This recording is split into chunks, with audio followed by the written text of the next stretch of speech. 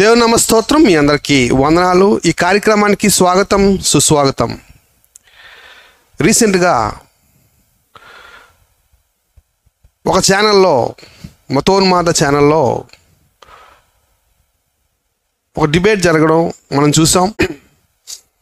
అసలు సనాతన ధర్మానికి క్యాలెండర్ ఉన్నదా? ప్రశ్న. సనాతన ధర్మానికి అసలు క్యాలెండర్ అనేది ఉన్నదా? ఇప్పుడున్న క్యాలెండర్ ఫేక్ అని, ఇప్పుడున్న ఇంటర్నేషనల్ క్యాలెండర్ ఫేక్ అని,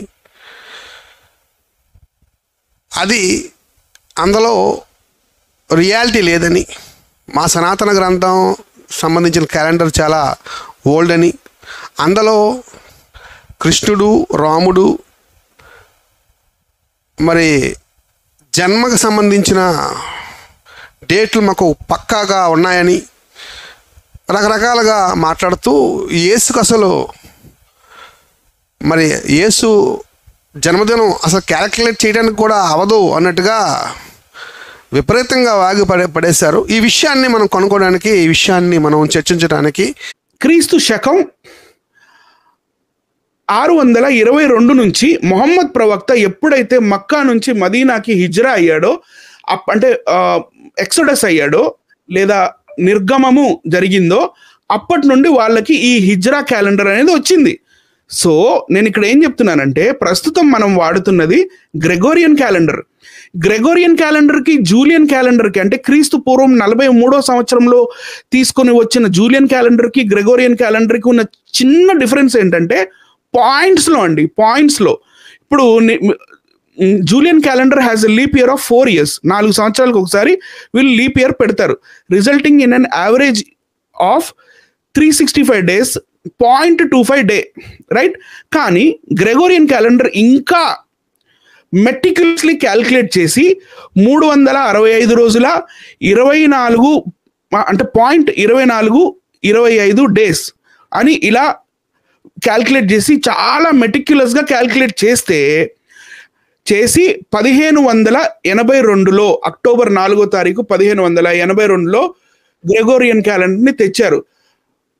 అక్టోబర్ నెలలో 1582లో ఉన్న ఆ క్యాలెండర్ మనం ఒకసారి చూస్తే మీకు ఒక చాలా వింతగా కనపడుతుంది. 10 days మిస్సింగ్ అవుతాయి.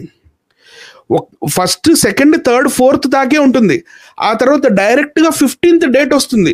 ఎందుకంటే ఇక్కడ మిస్కాల్కులేషన్ జూలియన్ క్యాలెండర్ ద్వారా అయింది కాబట్టి, జూలియన్ క్యాలెండర్ అనేది సోలార్ క్యాలెండర్ కాబట్టి అది లూనార్ క్యాలెండర్ కాదు.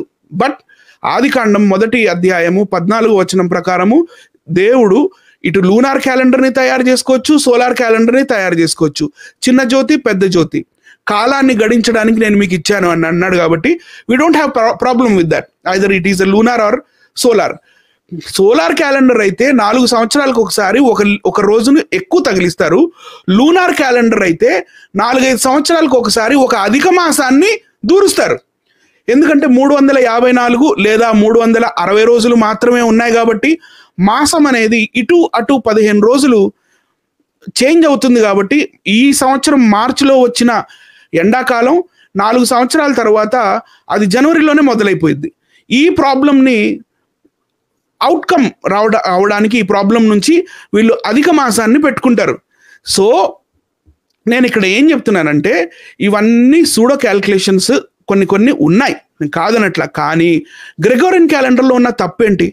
అవరే మీ క్యాల్కులేషన్ తప్పురా, మీరు 4-5 సంవత్సరాలకు ఒకసారి నెలను దూరుస్తూ ఉంటే ఎగ్జాక్ట్గా డేస్ ఎలా కౌంట్ చేస్తారు? తిథి అంటే ఏంటి? తిథి అంటే పెద్ద అందులో సైన్స్ ఏమి లేదు. తిథి అంటే తేదీ అని దాని అర్థం, అంతే. డేట్ అని దాని అర్థం. తర్వాత ఇండియన్ ఆస్ట్రాలజీలోకి చూస్తే ఈ రాసులు వగేరా ఏవైతే మనకు కనపడుతున్నాయో ఇదంతా కూడా ఫేక్ నాలెడ్జ్, ఇదంతా కూడా ఒక సూడో సైన్స్. మనకి ఆకాశంలో ఉండే నక్షత్రాలు ఇప్పుడు మనకి కనపడుతున్నాయి, ఇది ఇప్పుడే ఉంది అని మనకు అనిపిస్తుంది, కానీ అది అక్కడ లేదు, ఇప్పుడు లేదు. ఎందుకంటే లైట్ బెండ్ అవుతుంది. మనం స్ట్రైట్గా ఒక 45 degrees యాంగిల్లో మనం దేన్నన్నా చూసాము అని అంటే అది అక్కడ లేదు, లైట్ బెండ్ అవుతుంది. మోర్ ఓవర్ ఇలా దీన్ని కాస్మిక్ బెండ్ అంటారు, రైట్? సో లైట్ బెండ్ అవుతుంది, మనకు డైరెక్ట్గా కనపడుతుంది కానీ అది అక్కడ లేదు, అక్కడెక్కడో ఉంది. తరువాత లైట్, ఈ స్టార్స్ ఎంతో డిస్టెన్స్లో ఉంటాయి. నేడు మనం చూస్తున్న స్టార్ విడిచిన ఆ కాంతి 5 సంవత్సరాల క్రితం నాటిదా, 10 సంవత్సరాల క్రితం నాటిదా, 30 సంవత్సరాల క్రితం నాటి కాంతి మనం చెప్పలేం. ఎందుకంటే అన్ని సంవత్సరాల క్రితం వదిలిన కాంతి తరంగాలుగా మారి మన కళ్ళల్లో పడటానికి అన్ని సంవత్సరాలు పడుతుంది. మన భూమికి దగ్గరలో ఉన్న 2 స్టార్స్ పేరు ఆల్ఫా సెంచురీ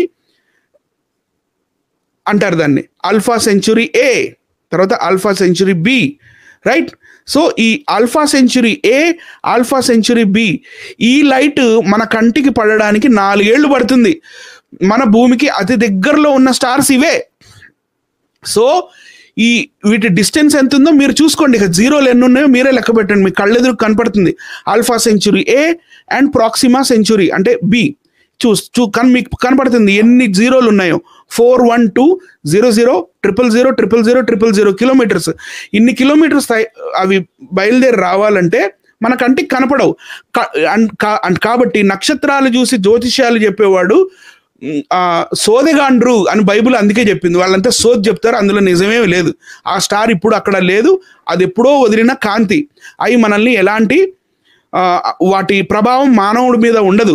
స్టార్స్కి మానవుడి మీద ప్రభావం చూపించే పవర్ దేవుడు నక్షత్రాలకు కానీ గ్రహాలకు కానీ ఇవ్వలేదు. నెక్స్ట్, ఇలా భూమి చుట్టూ అటు మన సోలార్ స్పేస్ బయట సౌర కుటుంబం బయట ఉన్న ఈ స్టార్స్ ఏవైతే ఉన్నాయో, ఇలాంటి ఈ స్టార్స్ మనకి ఇలా కాన్స్టలేషన్ లాగా కనపడతాయి అంతే, అవి నిజంగా కాన్స్టలేషన్ కాదు. మోర్ ఓవర్ ప్రాబ్లం ఏంటంటే హిందూ ఆస్ట్రాలజీ ప్రకారంగా భూమి మధ్యలో ఉంటుంది, భూమి చుట్టూ సూర్యుడు తిరుగుతాడు, రైట్ అండి?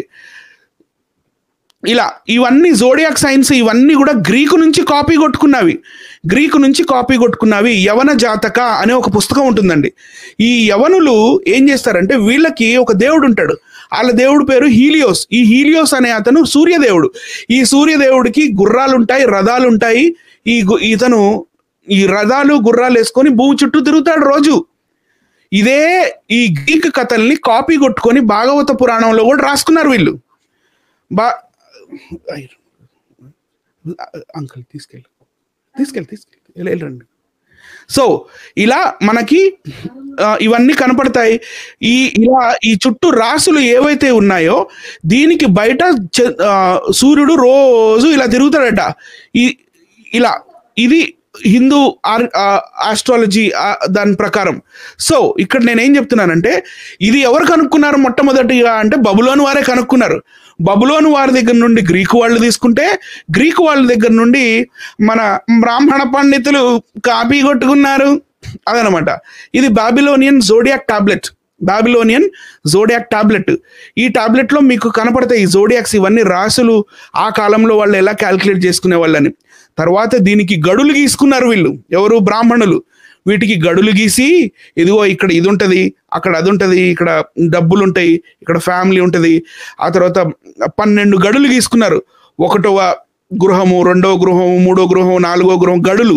ఇలాంటి గడులు గీసుకొని ఇలా ఈ గడులలో ఈ కాన్స్టలేషన్స్ అన్నీ ఉంటాయి అని చెప్పి ఈ సూడో సైన్స్ని క్యాల్కులేట్ చేశారు. ఈ యవన జాతక అనే ఒక పుస్తకం ఉంటుంది. అంటే యవన అంటే గ్రీక్ జాతకాలు, గ్రీక్ స్టోరీస్ లేదా గ్రీక్ యొక్క సాంప్రదాయాలు. ఈ యవన జాతక అనే ఈ సాంప్రదాయాలు ఈ క్రీస్తు శకం 120వ సంవత్సరం అంటే 2వ శతాబ్దం 120వ సంవత్సరంలో అలెగ్జాండ్రియాలో రాయబడితే దాన్ని స్పుజిధ్వజ అనేవాడు ఉన్నట్టుగా సంస్కృతంలో కాపీ కొట్టి ఇక లగ్నాలు అంటే ఏంటి, 2వ గడి అంటే ఏంటి, 3వ గడి, 4వ గడి, 5వ గడి, ఇలా కాపీ కొట్టారు. మీ కళ్ళెదురు కనపడుతుంది బృహద్ యవన జాతక. తర్వాత క్రీస్తు శకం 5వ శతాబ్దంలో వరాహ మిహిరుడు అనే అతను పంచసిద్ధాంతిక అనే పుస్తకంలో ఈ గ్రహాలు ఎలా పడతాయి, గ్రహణం పట్టింది అంటారు కదా, ఈ గ్రహణాలు ఎలా పడతాయి, లేదా ఈ సూర్యుడు చంద్రుడికి మరి రాహు కేతు అనే వాళ్ళు అడ్డం పడతారు, మింగుతారు. ఇవన్నీ ఇతను రాశాడు. కానీ ఇతను రాసిన పుస్తకంలో మీరు కొన్ని చూడండి, మరి ఇది ఇండియాకి చెందినవా, రోమన్స్వా, లేకపోతే గ్రీకులువా తెలుస్తుంది. రోమక సిద్ధాంతానుసారము అహర్గణ సాధన, పౌలిష అంటే పాల్ ఆఫ్ అలెగ్జాండ్రియా, పౌలిష సిద్ధాంతం అనుసారము అహర్గణ సాధన, సూర్య రోమక విధానములో రవిచంద్ర యుగము, పౌలిష సిద్ధాంతము. తర్వాత పైతామహా సిద్ధాంతం, పైథాగరస్ సిద్ధాంతాన్ని పైతామహా సిద్ధాంతము అని చెప్పి సిగ్గు లేకుండా గ్రీకుల పురాణాలు లేదా గ్రీకుల క్యాలిక్యులేషన్స్ అన్నీ కూడా సంస్కృతంలో తర్జుమా చేసుకొని మా ఎన్నో లక్షల సంవత్సరాల నుంచి ఉన్నాయి అని చెప్తారు. అసలు మీ సంస్కృతానికి లిపే లేదు కదరా. రైట్, సరే, వాళ్ళకి మేము వేస్తాంలేండి, మీరు దడదలాడించండి. జ్యోతిషోపనిషత్తు అంట. ఈ జ్యోతిష్యానికి కూడా ఒక ఉపనిషత్తు. ఈ జ్యోతిష్కం, గీతిష్కం, ఈ పంచాంగం, ఈ పంచాంగానికి అన్నిటికీ ఈరోజు పంచలు ఊడదిద్దాం. ఒక్క నిమిషం చూడండి. ఈ పంచ సిద్ధాంతికాలో వీళ్ళు ఎలా క్యాల్కులేట్ చేశారంటే, యవనపురము నుండి, యవనపురం అంటే గ్రీక్ అంటే ఇటలీ, రోమ్ నుంచి అభీష్ట స్థానము యొక్క యోజనాత్మక దూరము అంటే సన్కి ఎంత దూరం ఉంది రోమన్ సిటీ, అవి ఇవి అని వాళ్ళు క్యాల్కులేట్ చేసుకుంటే దాన్ని వీళ్ళు మక్కీగా సంస్కృతంలో గ్రీక్ నేర్చుకొని కాపీ కొట్టేసేసారు. సూర్య సిద్ధాంతం అనే పుస్తకం ఎవరు రాశారు? ఆర్యభట్టుడు రాశాడు. ఈ సూర్య సిద్ధాంతం అనే పుస్తకంలో ఆర్యభట్టుడు ఇంకా నాలుగు మెతుకులు ఎక్కువ తిని ఏం చేశాడంటే చతుర్యుగాల్ని క్యాల్కులేట్ చేశాడు. చతుర్యుగాల్ని క్యాల్కులేట్ చేసి కృతయుగం, త్రేతాయుగం, ద్వాపర యుగం మీకు స్క్రీన్ మీద కనపడుతుంది. ఆ తర్వాత కలియుగం అని చెప్పి, సో ఇలా 43,20,000ని 4తో మల్టిప్లై చేసి 10తో డివైడ్ చేస్తే 17 లక్షల సంవత్సరాలు వస్తే, ఈ 17 లక్షల సంవత్సరాలు కృతయుగం అని, 43,20,000ని 3తో డివైడ్ చేస్తే 12,96,000 సంవత్సరాలు వస్తే అది త్రేతాయుగం అని, ఇలా 4, 3, 2, 1 తోటి అతని ఇష్టానుసారంగా క్యాల్కులేట్ చేసేసి చతుర్యుగాలనే పెట్టి అక్కడికి ఆగకుండా కాలాన్ని ఇంకా వెనక్కి గణించి మన్వంతరాలని, అంటే 71 మహాయుగాలు జరిగితే ఒక మన్వంతరవట, అలాగే 14 మన్వంతరాలు జరిగితే ఒక కల్పం అంట. ఇవన్నీ రాసింది ఆర్యభట్టుడు సూర్య సిద్ధాంతం అనే పుస్తకంలో. ఇది క్రీస్తు శకం 5వ శతాబ్దంలో వచ్చింది. అంతకన్నా ముందు వీళ్ళకి గోడ మీద క్యాలెండర్ అతికించుకోవడానికి మేకు కూడా లేదు. తర్వాత అసలు నవ్వొచ్చేది ఏంటంటే, భూమి అంట మధ్యలో ఉంటుందంటండి, సూర్యుడు చుట్టూ తిరుగుతాడంట, ఈ రాహు కేతు ఉంటారంట, వీళ్ళు మింగుతారంట. ఇలా మింగకుండా ఉండడానికి సుదర్శన చక్రం అడ్డం పెట్టి విష్ణు వీళ్ళని కాపాడుతూ ఉంటాడంట. అది భాగవత పురాణంలో 5వ స్కందంలో ఉంటుంది, దాదాపు 24వ అధ్యాయంలో. అవి రాబోయే రోజుల్లో ముందు చూపిస్తాను నేను.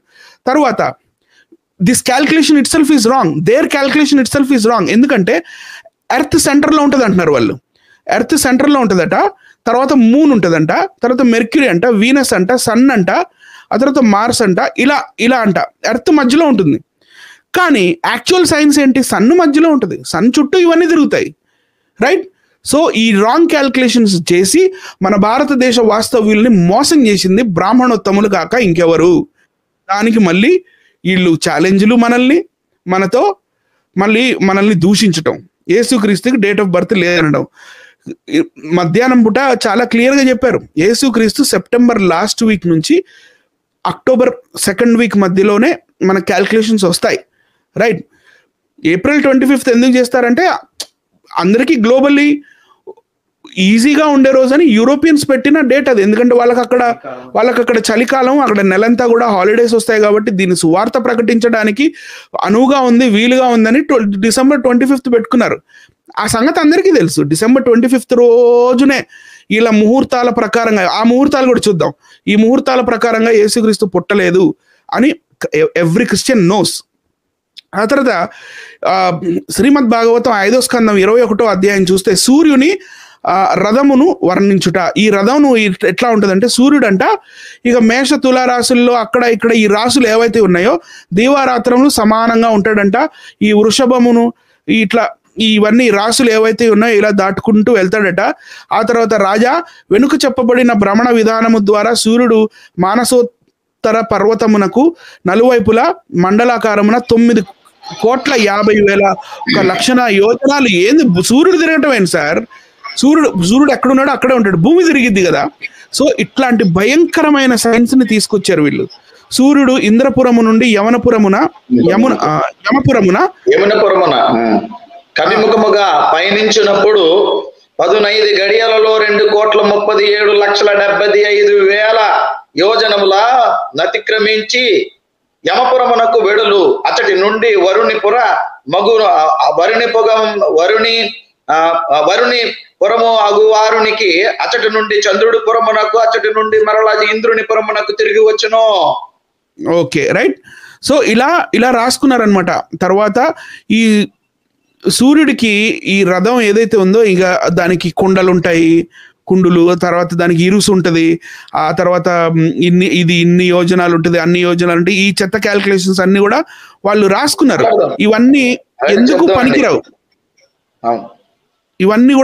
పనికిరావు. తర్వాత 7 ఛందస్సులు ఉంటాయి ఎవరికి? సంస్కృతం రాయడానికి, ఛందోబద్ధమైన సంస్కృతం రాయడానికి 7 ఛందస్సులు. అవేంటి? గాయత్రి, బృహతి, వృష్ణిక్, జగతి, త్రిష్టప్, అనుష్టప్, పంక్తి అని.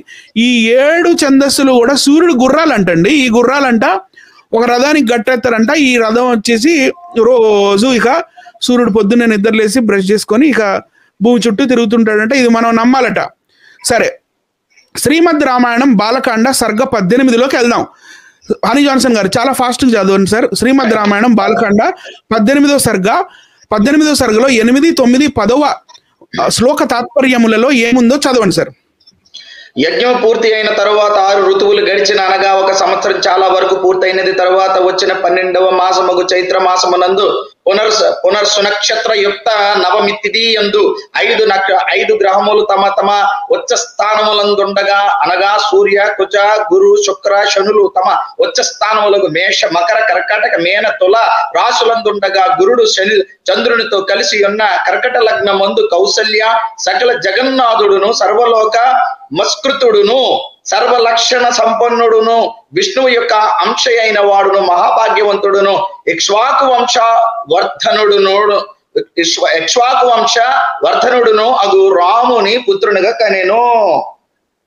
నేను ఒకటే ప్రశ్న అడుగుతున్నా, అరే ఎప్పుడు రాశారా ఈ శ్లోక తాత్పర్యం? ఎప్పుడు రాశారా ఈ శ్లోకం? అరే 5 క్రీస్తు శకం 5వ శతాబ్దం ముందు అసలు ఈ చైత్రం, వైశాఖం, ఇవి మేషరాశి, మకర రాశి, ఈ సూర్య, కుజ, గురు. ఇప్పుడు సండే అంటే ఏంటి? సన్ అంటే సూర్యుడు, డే. ఈ సండే అంటే ఈ హీలియోస్ అంటే సోలార్, సోల్, ఈ సోలార్. ఇది ఇంత గ్రీకు నుంచి కాపీ కొట్టుకున్నారు కదరా.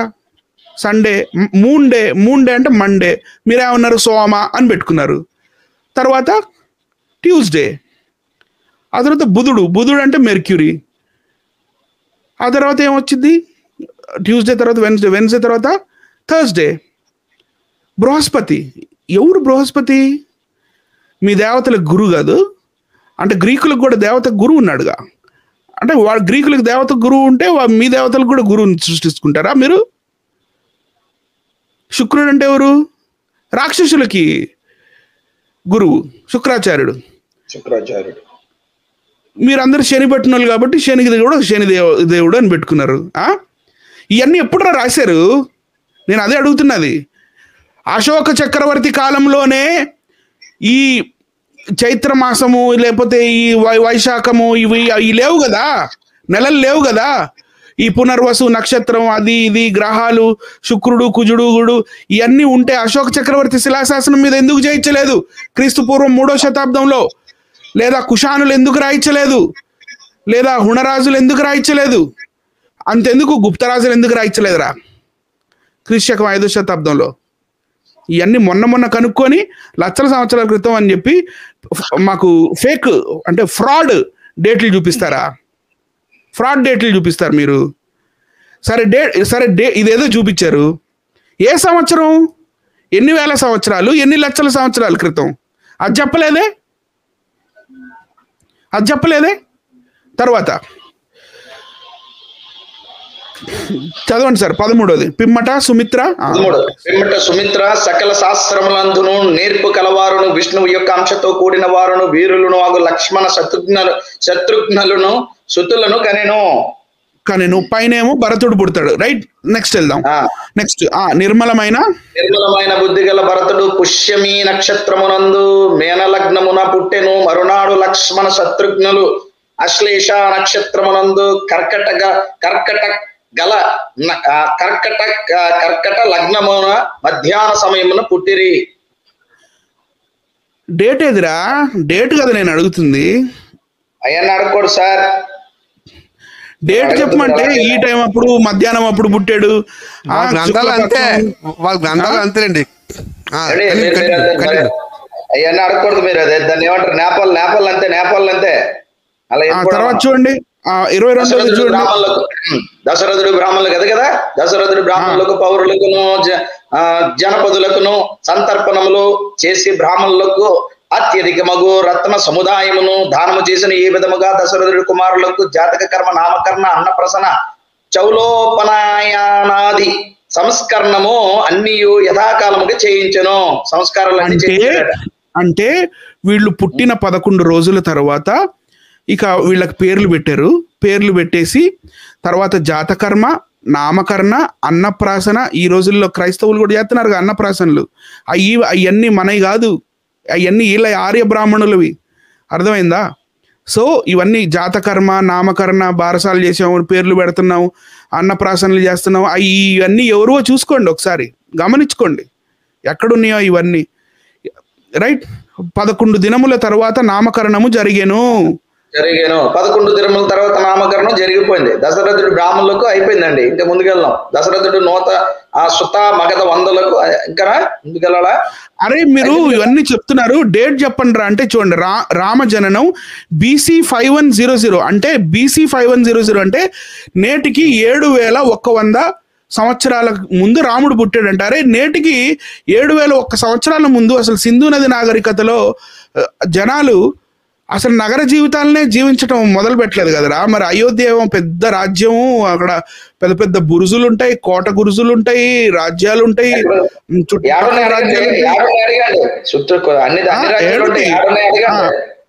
జనవరి 10వ తారీఖు మధ్యాహ్నం 12 గంటల 5 నిమిషాలకు పుట్టాడంట. ఋగ్వేదం నుంచి రోబోల వరకు ప్రదర్శనలో ఇవన్నీ ఆర్యులు భారతీయులేనంట. ఎందుకురా ఇవన్నీ పిచ్చి వేషాలు వేస్తారు? నేనేం చెప్తున్నానంటే ముందు మీరు తీసేస్తున్నానండి, నేను మనల్ని చూపిస్తాము. ఇప్పుడు నేనేమంటానంటే ముందు మీరు తగిలించుకోవడానికి గోడకి మేకులు కనుక్కుంటారా, తర్వాత క్యాలెండర్ కనుక్కుందరు. మీరు రాసుకోవడానికి పెన్నే కనుక్కోలేదు కదరా. ఒక పుల్ల ఒకటి తీసుకొని ఆకు మీద ఇట్టి రాస్తే అయ్యా మీరు కనుక్కున్నట్టేనా? మీరు పెన్నే కనుక్కోలేదు. ఋగ్వేదంలో న్యూక్లియర్ సైన్స్, పుష్పక విమానాలు, ఈ చెత్త చెదరం ఇవన్నీ మేము వినాలి, మేము నమ్మాలి. బాగుందిరా మీ కథ, బాగుందిరా, సూపర్ రా. మీకు అవార్డు ఇవ్వాలిరా. అరే తొడలు కొట్టద్దు, కరుణాకర్ అండ్ లలిత్ తొడలు కొట్టద్దు, తొడలు కట్ అయిపోతాయి. క్రైస్తవుల ముందు కొట్టద్దు, క్రైస్తవుల ముందు ఫ్లూట్ వద్దు, క్రైస్తవుల ముందు ఫ్లూట్ వద్దు. మా ముందు ఫ్లూట్ తగిలిస్తే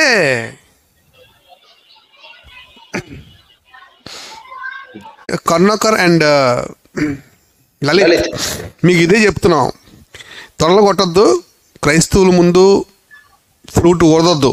ఎందుకంటే మిమ్మల్ని ఎలాగా మీకు ఎలా జవాబు చెప్పాలో మాకు బైబిల్ అనే ధైర్యం ఉంది.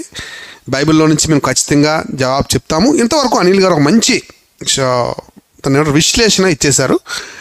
నేను ఈ BCAD కోసం కూడా కొంత వివరణ ఇవ్వాలనుకుంటున్నాను బ్రదర్. హనీ జాన్సన్ గారు, నేను నా ప్రజెంటేషన్కి వెళ్తాను, అది చెప్పి నేను క్లోజ్ చేస్తాను. రైట్ అండి. ఇక్కడ చూడండి, ఇందాక అనిల్ గారు చూపించారు దీన్ని. 2 క్యాలెండర్ కోసం ముఖ్యంగా మాట్లాడారు. ఒకటి జూలియన్ క్యాలెండర్, రెండవది గ్రిగోరియన్ క్యాలెండర్ అని 2 క్యాలెండర్ని అనిల్ గారు చూపించారు. ఈ ప్రపంచానికి సైన్స్కి దగ్గరున్న క్యాలెండర్స్ ఏమైనా ఉన్నాయంటే ఈ 2 మనకు కనబడతాయి. ఇందులో ముఖ్యంగా గ్రిగోరియన్ క్యాలెండర్ 665.2425 డేస్ అని, అదే 365.2425 డేస్ అని ఒక క్యాలిక్యులేషన్ మనకు వస్తుంది. ఇది ఎలా వస్తుంది ఈ క్యాలిక్యులేషన్ ఎలా వస్తుంది అనేది నా అంచనా ఏంటంటే, బైబిల్ దీనికి బేస్. అనిల్ గారు కూడా చెప్పారు, ఒక సాయంకాలం ఉదయం జరిగితే ఒక దినమాయను అని ఒక హింట్ ఇచ్చాడు దేవుడు. అలాగే ఆదికాండం 1:14 సూర్యుడిని చంద్రుడిని లెక్కలు కట్టడానికి సూర్యుడిని చంద్రుడిని చేశానని దేవుడు ఒక సాక్ష్యం చెప్పాడు. అలాగే ఆదికాండంలో ఉన్న ఏడును ఆలోచిస్తే ఆ ఏడే ఒక హింట్ అండి. ఆ ఏడే ఒక పెద్ద హింట్ చెప్పాలంటే. ఎలాగంటారా, ఒకసారి ఇది తెలుగులో చదువుదామా బ్రదర్? ఒకసారి చూడండి, ఇది చదవండి. జూమ్ చేస్తాను, ఫుల్ స్క్రీన్ కూడా చేస్తాను. ఫుల్ స్క్రీన్ చేయండి. ఓకే. జూలియస్ మరియు గ్రెగోరియన్ క్యాలెండర్ల మధ్య ప్రధాన వ్యత్యాసం ఏమిటంటే అవి లీపు సంవత్సరాలను ఎలా పరిగణిస్తాయి.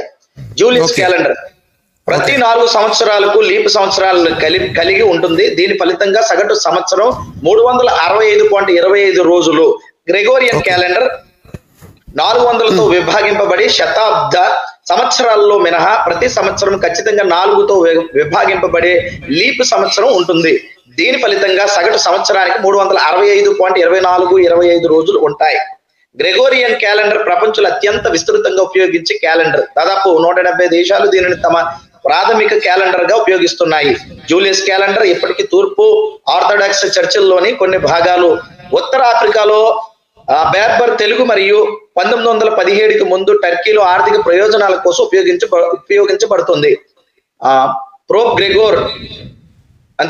గ్రెగోర్ 1582లో జూలియస్ క్యాలెండర్ లోని తప్పులను సరిచేయడానికి గ్రెగోరియన్, ఇది ఎవరంటే పోపు గ్రెగోర్ 8 1582లో జూలియస్ క్యాలెండర్ లోని తప్పులను సరిచేయడానికి గ్రెగోరియన్ క్యాలెండర్ ను ప్రవేశపెట్టాడు. లోపాన్ని సరిచేయడానికి అతను క్యాలెండర్ ను 10 రోజులు ముందుకు తరలించాడు. తద్వారా అక్టోబర్ 4 1582 తర్వాత రోజు అక్టోబర్.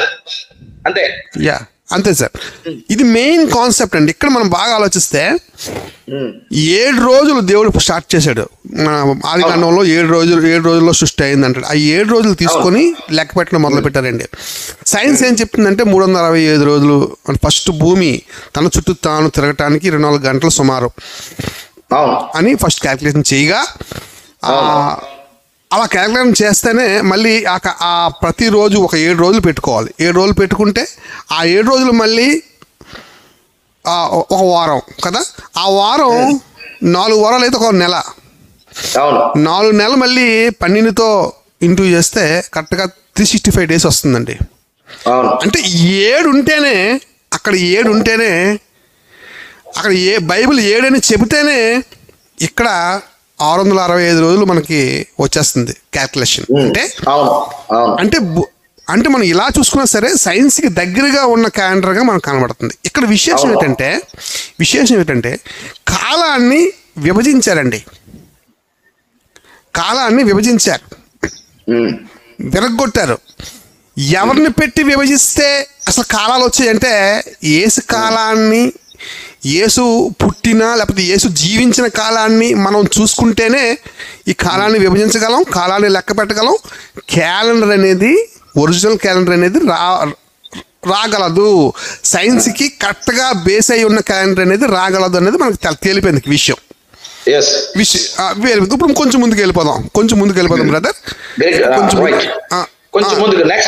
చదివేసాం కదా, ఇంకో ముందుకు వెళ్ళిపోదాం. రైట్, ఇప్పుడు చూడండి, ఇది కొంచెం జూమ్ అవుట్ చేయాలి. ఇది కొంచెం జూమ్ అవుట్ చేయండి.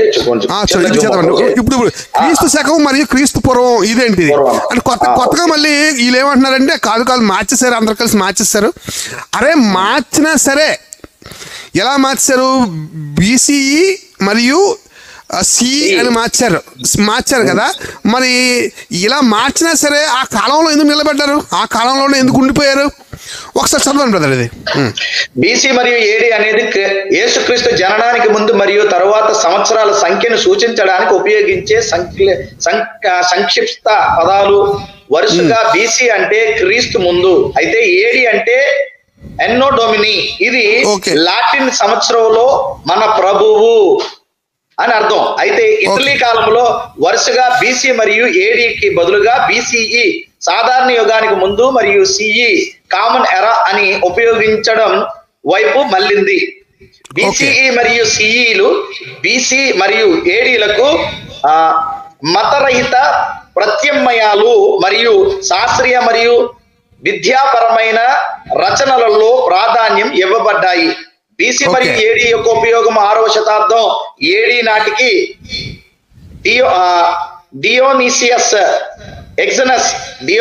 ఎగ్జనస్ అనే సన్యాసి ఈస్టర్ డేటింగ్ కోసం ఒక వ్యవస్థను రూపొందించాడు. అది ఎన్నో డొమైని వ్యవస్థగా పిలువబడింది. ఎన్నో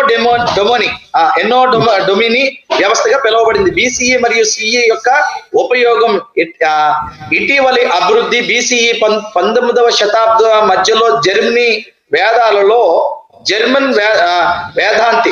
వేదాంతి పాల్ జూలియస్ రైటర్ ద్వారా పరిచయం చేయబడింది. బీసీఈ సిఈ సంఖ్య మాసం సాధారణంగా శాస్త్రీయ మరియు అకాడమిక్ రచనలలో ప్రాధాన్యతనిస్తుంది. బీసీ ఏడి అనేది సాధారణ ప్రేక్షకుల కోసం ఉద్దేశించబడి వ్రాత పనిలో ఇప్పటికీ సాధారణ ఎంపిక. అంతే అంతేనండి. ఇది కూడా చదవండి, ఇది కూడా చదవండి బ్రదర్. క్రీస్తు శకంకు నవీన రూపం సామాన్య శకం, ఇంగ్లీష్ లో దీన్ని కామన్ ఎరా అని లేదా కరెంట్ ఎరా అని అంటారు. లాటిన్ భాషలో ఎనోడామిని ఏడీని కామన్ ఎరా గాను, క్రీస్తు పూర్వం బిఫోర్ క్రైస్ట్ బీసీను బిఫోర్ కామన్ ఎరా గాను వాడుతున్నారు. వీటిని తెలుగులో సామాన్య శక పూర్వంగా వ్యవహరిస్తున్నారు. ఈ మార్పుకు మత తటస్థత ప్రధాన కారణం. ఈ మార్పు పేరులోనే తప్ప కాలగణనలో కాదు. చెప్పేశారండి. కాలగణంలో లేదు, కాలగణంలో కాదు. అంటే ఇష్టం లేనివారు, దేవుడు ఇష్టం లేనివారు అలా మార్చుకున్నారండి. అంటే యేసు అని పేరు వస్తుంది కనుక, అందులోని యేసుక్రీస్తు అని పేరు వస్తుంది కనుక, లేదంటే దాన్ని ఏమంటారు, క్రీస్తు శకము క్రీస్తు పూర్వం అనే ఇలా వస్తున్నాయి కనుక యేసు ఇష్టం లేని వాళ్ళు ఇలా పెట్టుకున్నారు. ఒకళ్ళు పెట్టుకున్నారండి. మరి ఆ కాలంలోనే పెట్టాలా? చూడండి, ఇదిగో చూడండి, నా ప్లేస్మెంట్ ఏంటంటే వాళ్ళు మార్చకపోయినా ఆ కాలాన్ని యూజ్ చేయాలి. ఏసే దిక్కు దానికి కూడా 100%. ఇది చూడండి, ఇగో year of the lord, BC అంటే బిఫోర్ క్రైస్ట్, రైట్.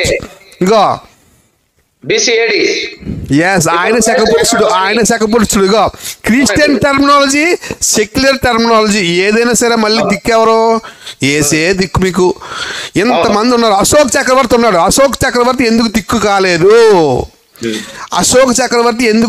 కాలేదు? కాలాన్ని విభజించడానికి.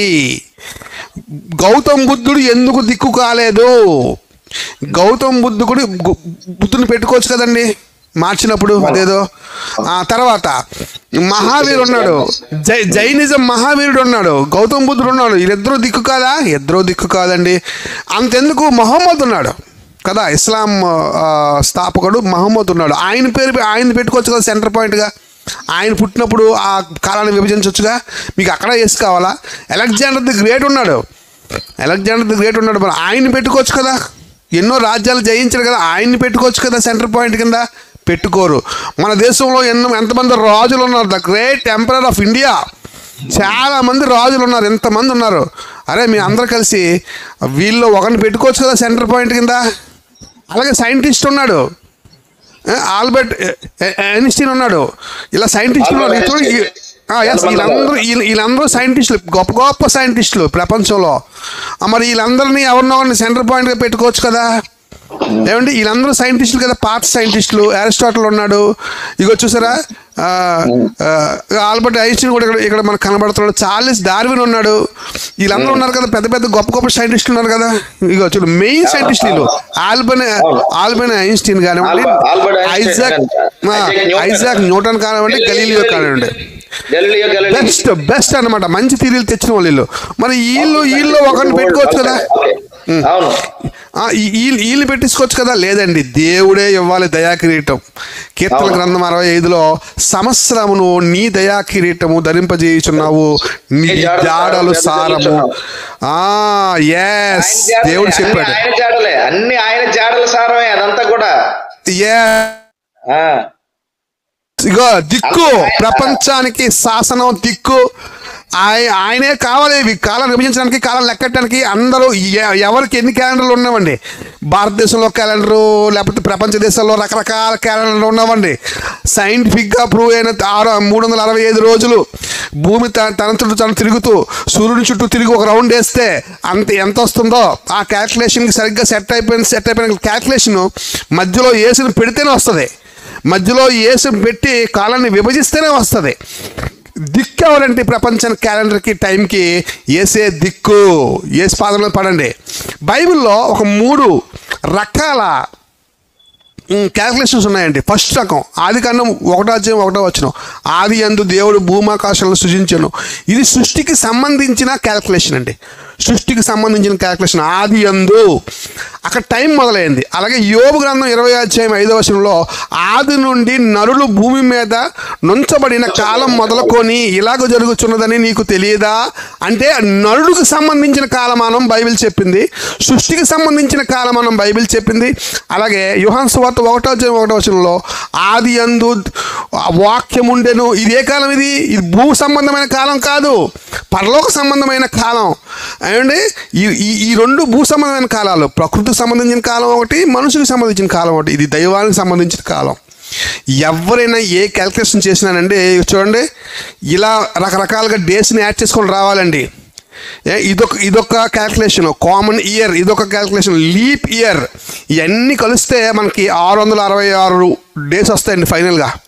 లీప్ ఇయర్తో కలిసి మనం క్యాల్కులేట్ చేస్తే 666 రోజులు వస్తాయి ఒక సంవత్సరానికి. ఇది రావాలంటే సైంటిఫిక్గా ఇది ప్రూవ్ అయింది కనుక, ఈ 3 ప్రూవ్ అయ్యాయి కనుక ఈ విధంగా క్యాల్కులేషన్స్ రావాలంటే 7 ఉపయోగపడాలి. అస్తమయమును ఉదయమును అనే మాట దేవుడి మాట ఉపయోగపడాలి. ఆదికాండం 1:14 ఉన్న సూర్యుడు చంద్రుడిని యూజ్ చేయండి కాలాలకి అని దేవుడు చెప్పిన మాట ఉపయోగంలో ఉండాలి.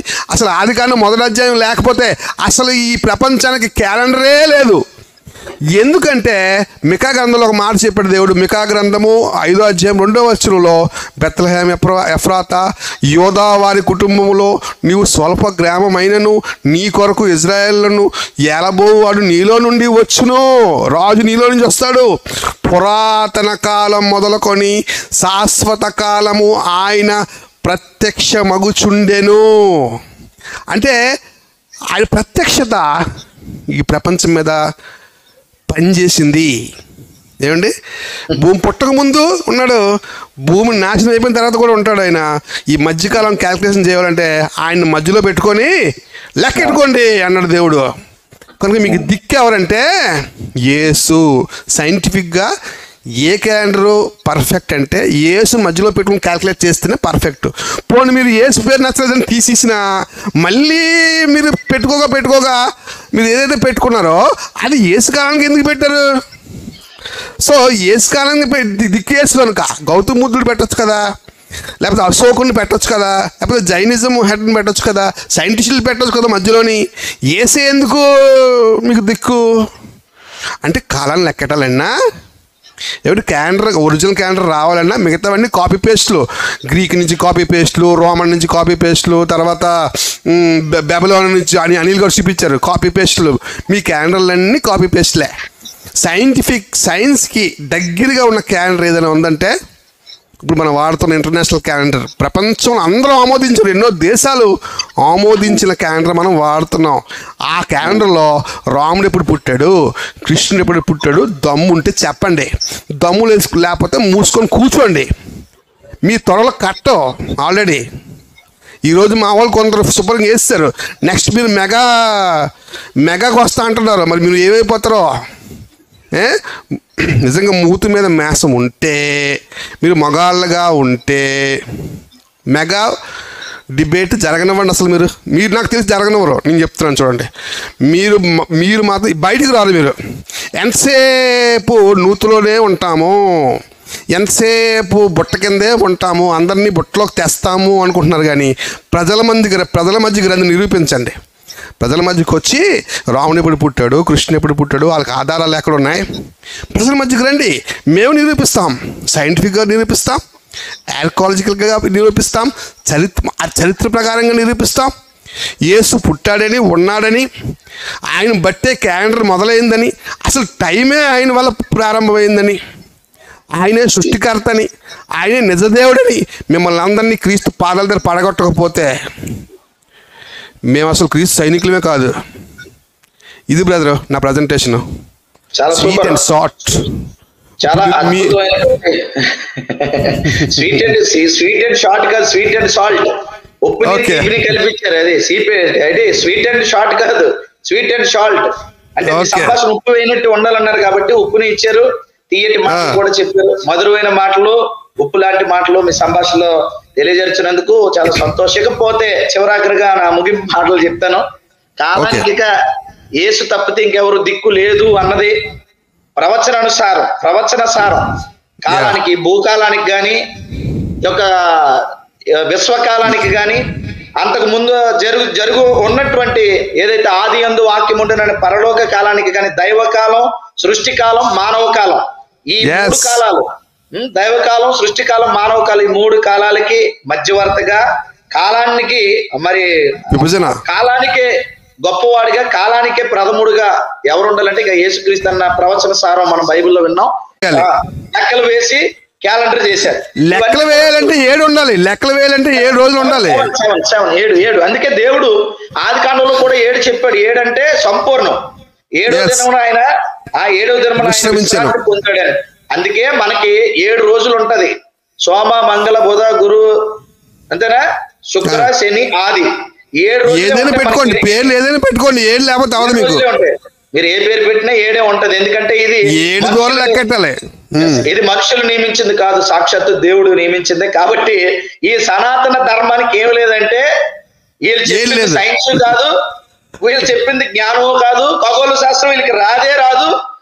మేము కూడా క్యాలెండర్ కొట్టుకోవడం లేకుండా పంచాంగాలేటి, రాసులేటి, క్యాలెండర్ లేనిది పక్కోడి నుంచి, ఆ బాబిలోనియన్స్ నుంచి, ఆ గ్రీక్స్ నుంచి, బాబిలోనియన్స్ నుంచి మీరు అరువు తెచ్చుకొని మాట్లాడుతున్న మాటలేటి, ఆ క్యాలిక్యులేషన్స్ ఏంటి, ఇవన్నీ కూడా ఎవరైతే వరహమిత్రుడు ఉన్నాడో అవన్నీ కూడా ఆ రోమన్స్ నుంచి, ఆ బాబిలోనియన్స్ నుంచి వారి దగ్గర నుంచి అరువు తెచ్చుకున్నాడు, పుస్తకంలో రాసుకున్నాడు.